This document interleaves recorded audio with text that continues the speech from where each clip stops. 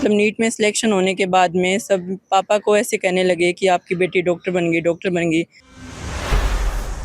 हैं परिवार में भी बहुत से ऐसे सदस्य होते हैं जो कई बार पीछे खींचने की कोशिश करते हैं। अभी कौन सा डॉक्टर बन गई, अभी क्या है, अभी नर्स बनी है, ये बनी है। आप हॉस्टल में गई तो वहाँ पर आपको डराया गया कुछ इसके बारे में कुछ डिटेल में बताइए हमारे दर्शकों को। जो उस लड़की ने सुसाइड किया सामने वाले रूम में, उस रूम में आप रह लोगे। कोई भी चीज़ होता है, जैसे नॉर्मली हमारी भाषा में बोल देते हैं कि पायल की आवाज़ आती है, ऐसे आती है। तो आप भूत प्रेत से नहीं डरे तो ये स्ट्रेस से क्या डरोगे ना। तो मैंने इसको एक ही बोल दिया था, तेरा लक्ष्य डॉक्टर बनना है, तू डॉक्टर बनने की पढ़ाई कर। संडे को भी छुट्टी के दिन नहीं आती थी, दो दिन 3 दिन छुट्टी होती थी। अड़ोस पड़ोस में बात करते थे, इनकी लड़की आती नहीं है, छुट्टियां चल रही है फिर भी नहीं आती। इनके खुद के प्रिंसिपल को मालूम नहीं भी हमारे स्कूल से सेल्फ स्टडी करके ये आज बच्ची MBBS के अंदर एडमिशन हुआ है इसका। कई कोचिंग सेंटरों से मेरे पास फ़ोन आया था, बोल रहे थे आप आओ फ़ोटो खिंचवाओ और आपको इतने पैसे मिलेंगे। बच्ची की 15 लाख रुपए मेरे को दे रहे थे। अच्छा, गवर्नमेंट कॉलेज में सिलेक्शन होने के बाद में अदर जो कोचिंग्स थी वो उनका कॉल आया था कि आप हमारी कोचिंग का सिर्फ नाम ले लीजिए, हम 15 लाख रुपए दे देंगे। एक ने तो 5 लाख की ऑफर दी थी, एक ने मेरे को 15 लाख की ऑफर दी थी। मैंने बल्लू राम गोदारा कॉलेज श्री गंगानगर से इसने सेल्फ स्टडी की है, वो मैंने नाम लिखवाया है। अब मैं गर्व से सीना चौड़ा मैं ये कहता हूँ भैया मैं डॉक्टर का बाप हूँ। मैं खेती करता हूँ, छोटा मैं किसान हूँ, थोड़ी ज़मीन है मेरे पास में, कभी हिस्से पे दे देता हूँ, कभी मैं खुद करता हूँ। 2019 में गई हूँ तो कम से कम 25 तक तो वेट कीजिए, 24 तक तो वेट कीजिए, उसके बाद क्वेश्चन कीजिए कि क्यों नहीं आई।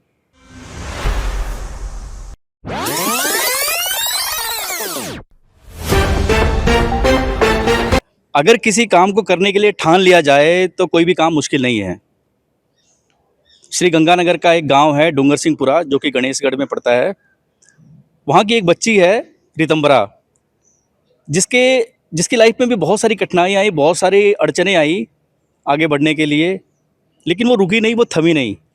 उसने जो अपना एक मन बना लिया था, एक मुहिम को पाने के लिए, एक मुकाम को पाने के लिए, उस पर अडिग रही और कहीं ना कहीं उस मुहिम तक पहुंचने की उसकी एक लास्ट कड़ी है, एक लास्ट सीढ़ी है। हम सीधा आपकी मुलाकात करवाएंगे रितंबरा से और जानने की कोशिश करेंगे कि आज मेडिकल लाइन में इतनी आगे तक जाने के पीछे उसका क्या कारण रहा और क्या कुछ अड़चने आई। नमस्कार रितंबरा। नमस्ते सर। कुछ बताइए अपने बारे में। सबसे पहले अपने बचपन के बारे में बताइए कि कैसे आपने कैसे सोचा कि मुझे एक डॉक्टरी लाइन की तरफ जाना है, या क्या कुछ मोमेंट था, बताइए। सर मैंने बचपन से ऐसा कुछ नहीं सोचा था कि मुझे मेडिकल लाइन में ही जाना है, डॉक्टर ही बनना है। मुझे मेरी मम्मी का सपना था कि मतलब मुझे मेरी बेटी डॉक्टर चाहिए, तो इसलिए मुझे किसी ना किसी फील्ड में जाना था। मम्मी का सपना पूरा करने के लिए मैं मेडिकल फील्ड में आई और फिर उसके बाद में मैंने सोच लिया कि अगर इस फील्ड में आ गई तो इसमें जी जान नहीं लगा देनी है। इसके लिए मुझे किसी भी हालत में डॉक्टर बनना ही होगा, जिससे मेरे मम्मी पापा का सपना पूरा हो सके। और आज मेरे मतलब नीट में सिलेक्शन होने के बाद में सब पापा को ऐसे कहने लगे कि आपकी बेटी डॉक्टर बन गई, डॉक्टर बन गई। तो इस चीज़ से मुझे बहुत गर्व महसूस हुआ और इस चीज़ में मुझे सफल होने की जो उत्तेजना है वो और जगा दी, जिसकी वजह से आज मैं यहाँ पे हूँ। परिवार की तरफ से आपको पूरा सपोर्ट मिला है जी यहाँ तक? हाँ जी जी, मेरे माता पिता का पूरा सपोर्ट है। और कई होते हैं परिवार में भी बहुत से ऐसे सदस्य होते हैं जो कई बार पीछे खींचने की कोशिश करते हैं। अभी कौन सा डॉक्टर बन गई, अभी क्या है, अभी नर्स बनी है, ये बनी है। बट मुझे उन सब की कोई भी मतलब इस चीज़ बातों से फ़र्क नहीं पड़ता था। मुझे सिर्फ ये था कि मेरे माँ बाप को पता है कि मैं क्या हूँ और मुझे पता है कि मैं क्या हूँ, बस। परिवार से आपको पूरा सपोर्ट मिला। जी।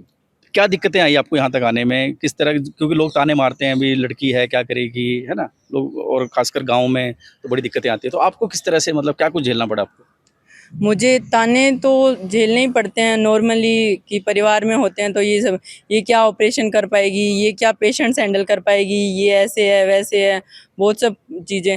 पर एक ऐसे है कि अगर आपने जिस भी स्ट्रीम में घुस जाए ना, उस चीज़ को या जो एम अपनों ने देखा हो, उस एम तक, लास्ट स्टेज तक किसी भी हालत में पहुंचना चाहिए। जो एम देखा है उसके उसके तक पहुंचना चाहिए। एक आपके बारे में हमने बड़ी बात सुनी है कि आप हॉस्टल में गई तो वहाँ पर आपको डराया गया कुछ इसके बारे में कुछ डिटेल में बताइए हमारे दर्शकों को।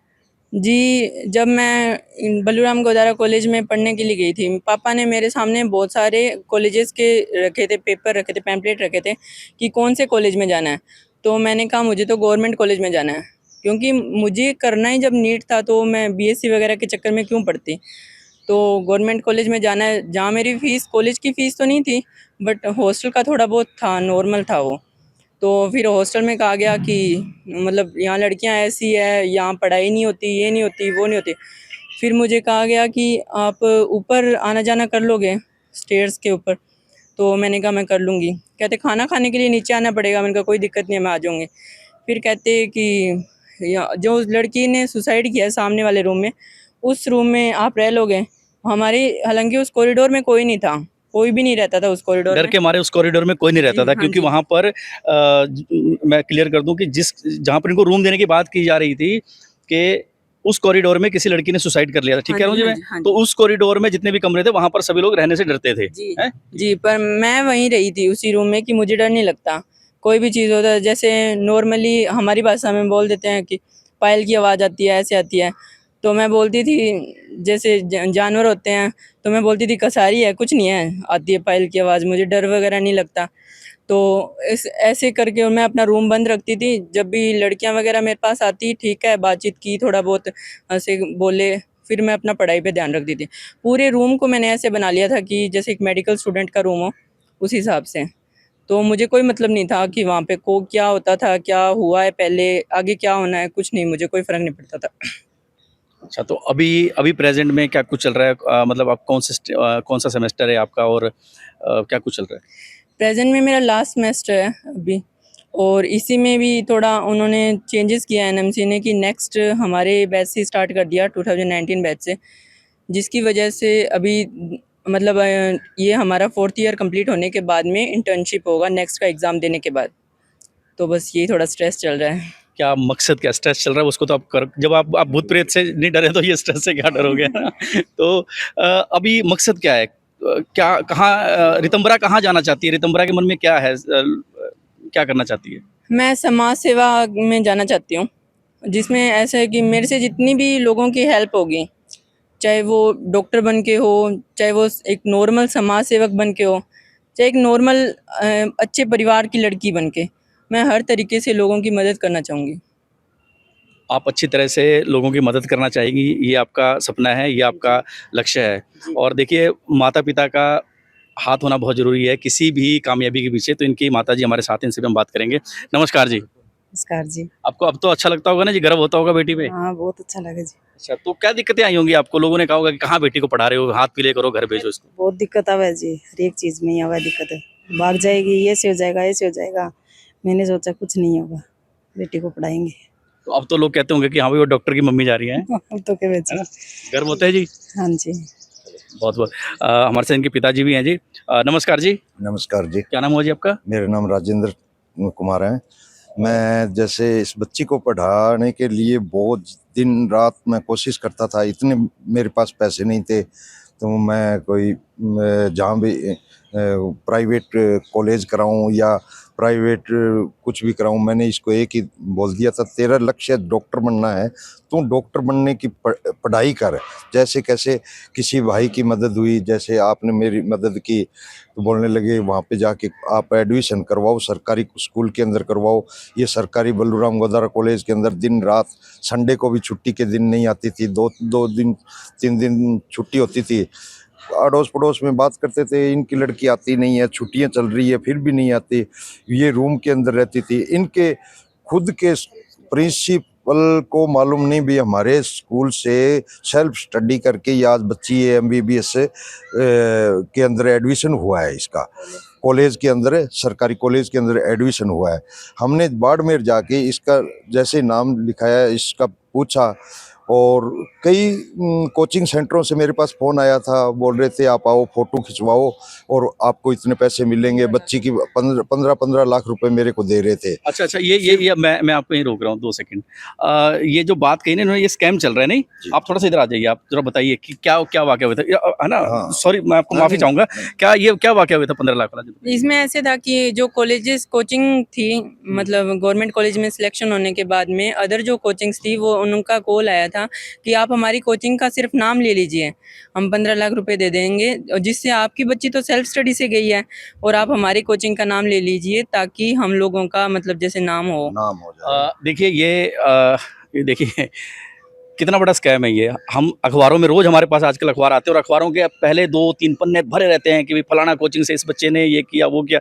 बच्चे की मेहनत को वो लोग खरीदने का काम करते हैं। बिल्कुल। ठीक है जी, ये कोचिंग ये सच्चाई आज यहाँ पर ये बयान करी है इनके पिताजी ने, जिन्होंने खुद भी, कि ये कोचिंग सेंटरों की ये सच्चाई है कि ये लोग आपके बच्चों की मेहनत को खरीदते हैं और न जाने कितने लोगों को मूर्ख बनाते हैं, कितने और बच्चों को मूर्ख बनाते हैं कि इसने हमारे यहाँ से पढ़ाई करी है। ठीक है जी, यही कह रहा हूँ अब हाँ बिल्कुल। अब जो गरीब है, जिसके घर खाना नहीं बन रहा, बच्चा उसका इंटेलिजेंट है पढ़ाई के अंदर, अब उनको कॉल आए भाई आप आके सिर्फ फोटो खिंचवानी है, आपको 10 लाख रुपए देंगे, 5 लाख रुपए देंगे। वो बेचारे क्या करेंगे भाई, आज खाने के लिए कुछ नहीं है तो वो जाके फोटो खिंचवाएंगे। और जो कोचिंग सेंटर है उनका नाम होगा, कोई कोटा से करवा रहा है, कोई कहीं से करवा रहा है। ज़्यादातर तो यही है जो मेरे पास में जो कॉल आई थी, तो मैं ये बात मानता हूँ। एक ने तो 5 लाख की ऑफर दी थी, एक ने मेरे को 15 लाख की ऑफर दी थी। मैंने कहा मैंने कॉलेज के अंदर बल्लू राम गोदारा कॉलेज श्री गंगानगर से इसने सेल्फ स्टडी की है, वो मैंने नाम लिखवाया है, मैं गलत काम नहीं करूँगा। उसके बाद में बल्लू राम गोदारा कॉलेज के प्रिंसिपल एमडी सर, उनको मालूम चला भाई अपने कॉलेज से एक बच्ची दिन रात करके पढ़ के और आज एमबीबीएस सरकारी कॉलेज के अंदर एडमिशन हुआ है। मेरे को भी बुलाया गया, इसको भी सम्मानित किया। मैं अपने पास क्या था, मैं गर्व से सीना चौड़ा, मैं ये कहता हूँ भैया मैं डॉक्टर का बाप हूँ। आज रितंबरा मेरी बच्ची डॉक्टर है और जो भी है ये समाज सेवा की तरफ भाग रही है। जो जैसी भी मदद हो मेरे से और से, मैं तो सब बच्चों को ये कहता हूँ किसी के बहकावे में न आए, कोशिश करे, अपने तन मन धन से एक दृढ़ निश्चय कर लिया तो उसको पूरा हो। 1 साल नहीं, दूसरे साल, तीसरे साल, 2-3 साल के अंदर नौकरी आपकी पक्की और कोई रोक नहीं सकता। और बहकावे में लेते हैं लोग, कहते हैं हमारे यहाँ आओ, ये करो वो करो। बच्चा आप खुद इंटेलिजेंट है, हाँ किसी से भाई से राय लो, इससे राय लो भी मेरे को क्या करना चाहिए, मैं इसके अंदर होशियार हूँ पढ़ाई के अंदर। कुछ टीचरों से राय लो जो आपके गांव के अंदर स्कूल के अंदर है, उनसे भी राय लो, आपके गुरु हैं वो बताएंगे जो भी है। आपका कारोबार वगैरह क्या है? कुछ काम मेरा काम खेती का है। मैं कभी बच्चों की तरफ ज़्यादा, मेरे 2 लड़की हैं, 2 लड़के हैं, चारों को मैं पढ़ाने की कोशिश करता हूँ भाई पढ़ो। अब एक बच्ची इंटेलिजेंट पढ़ाई के अंदर निकल गई, एक बच्चा और भगवान की कृपा से निकलेगा अभी, और जैसे जैसे नंबर आएगा एक एक एक एक निकलते जाएंगे। मेरे को पूरा हौसला है और पूरा इन पे विश्वास है भाई हाँ मेरे बच्चे कामयाब होंगे। मैं खेती करता हूँ, छोटा मैं किसान हूँ, थोड़ी ज़मीन है मेरे पास में, कभी हिस्से पे दे देता हूँ, कभी मैं खुद करता हूँ। बस यही मेरा कारोबार है, मैं मेरी गृहस्थी चला रहा हूँ, बच्चों को पढ़ा रहा हूँ। हमने देखा है कि डॉक्टर बनने के बाद लोग अपना फ़र्ज भूल जाते हैं और कहीं न कहीं वो उनका ध्यान सारा कमाई की तरफ चला जाता है ना? हमारे देश में आपको पता ही है कि कितनी गरीबी है, तो डॉक्टर लोग, तो कहीं आपका भी मन तो नहीं बहक जाएगा उसके बाद? नहीं, ऐसी बात नहीं है।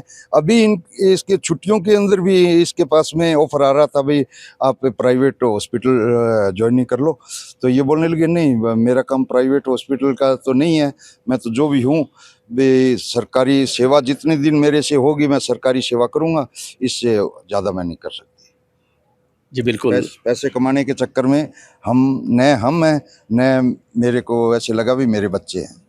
जी बिल्कुल, एक समाज सेवा का भाव है। देखिए एक पिताजी इनके जो कि एक साधारण से किसान हैं और किसानों को आजकल पता है ये दुर्दशा क्या है, और ऐसी दुर्दशा में, ऐसी फाइनेंशियल कंडीशन में अपने बच्चों को आगे पढ़ाना, बच्चों को डॉक्टर बनाना, ये बहुत बड़ी बात है। और एक और बड़ी बात है जो आज हमारे इस इंटरव्यू में निकल के आई है कि जो ये कोचिंग सेंटरों का जो फर्जीवाड़ा है, इसके बहकावे में ना आए, पढ़ाई करें। इसने भी, इस बच्ची ने भी सेल्फ स्टडी करके एडमिशन लिया, सेल्फ स्टडी करके आज तक यहाँ तक पहुँची है। क्योंकि अगर आप फिजूल का खर्चा वहाँ करोगे तो कहीं ना कहीं उसकी भरपाई करने के लिए फिर उल्टे सीधे काम करने पड़ेंगे, करने है ना? पड़ेंगे। वो जी। पैसे देंगे। कामयाब होने के लिए टाइम तो लगता है, अपना समय तो देना पड़ेगा। चाहे 1 साल में नहीं होगा तो दूसरे साल में हो जाएगा, दूसरे साल में, तीसरे साल में हो जाएगा, बहुत कभी ना बच्चे कभी तो बैठे होगा। हैं, बहुत ऐसे बच्चे बैठे हैं जो इंटेलिजेंट है, गरीब घर से है, मैंने खुद देखा है। आरएस के एग्जाम दे रही है वो बच्ची, जिसके घर उसका बाप है जो मजदूरी पे जाता है, 300 रुपये दिहाड़ी पे जाता है उसका बाप, और अब उसके पास में कोई ऑफर आ जाए, जैसे किसी कोचिंग सेंटर से ऑफर आ जाए, बेटे तेरा सिलेक्शन हो गया, तू यहाँ आ, फोटो खिंचवानी है, तेरे मम्मी पापा को लेके आ, आने जाने का किराया देंगे, गाड़ी भेजेंगे और प्लस में 10 लाख रुपए देंगे, तो वो क्या करेगा? गरीब था बेचारा, मजदूरी करता है, 300 रुपये पूरे दिन दिहाड़ी मजदूरी करता है, इतना लोभ देंगे तो वो भाग के जाएगा बेचारा। जाते ही फोटो खिंचाएंगे और बड़े बड़े होल्डिंग लगा देंगे, बोलेंगे कि ये बच्ची हमारे स्कूल से ये कोचिंग करके आज MBBS कर रही है या RS अधिकारी बनी हुई है, तो ये करते हैं। तो मैं तो ये कहता हूँ सेल्फ स्टडी करो और बढ़िया। तो ये कहीं ना कहीं प्रेरणा है। तो अभी जो बच्चे तैयारी कर रहे हैं, जितने बच्चे कंपटीशन की तैयारी कर रहे हैं, उनको क्या मैसेज देना चाहोगे? उनको ये मैसेज देना चाहेंगे कि आप जिससे भी, मतलब आपके आसपास में जितने भी लोग हैं, उनसे मार्गदर्शन लेने में झिझके ना, और उनसे बातचीत करते रहिए। आपके मन में कोई भी डाउट है, अपने माँ बाप से, अपने भाई बहन से, किसी से भी पूछिए, चाहे पढ़ाई के मामले में हो, चाहे जीवन में कोई भी दिक्कत आ रही है आपको, उसके बारे में पूछिए। और दूसरा ये कि आप पढ़ाई को तो टाइम आपको देना ही होगा, चाहे 5 साल कम से कम कामयाब होने के लिए अपने आप को झोंकना ही पड़ेगा। अब मुझे भी बहुत से लोग बोलते हैं कि इतने साल हो गए अभी तक आई क्यों नहीं, इतने साल हो गए अभी तक, 2019 में गई हूँ तो कम से कम 25 तक तो वेट कीजिए, 24 तक तो वेट कीजिए, उसके बाद क्वेश्चन कीजिए कि क्यों नहीं आई। 5.5 साल तो लगते हैं MBBS में, कॉमन सेंस की बात है। बट फिर भी हम सोचते हैं कि ठीक है, साल रह गया, 1.5 साल रह गया, 2 साल रह गए, ऐसे करके जवाब दे देते हैं। बट ऐसे है कि बच्चों को 5 साल तो कम से कम झोंकना ही होगा पढ़ाई में। जी, अपने आप को झोंकना ही होगा पढ़ाई में, और पेशेंस बहुत ज़रूरी है। जी, लोग क्या कहेंगे छोड़ दो, क्या कहेंगे, आप अपने, बिल्कुल परवाह मत करो। हाँ बिल्कुल परवाह मत करो, अपने टारगेट पे, अपने लक्ष्य पे ध्यान दीजिए और हर लक्ष्य मिल जाता है, बस पेशेंस और समय।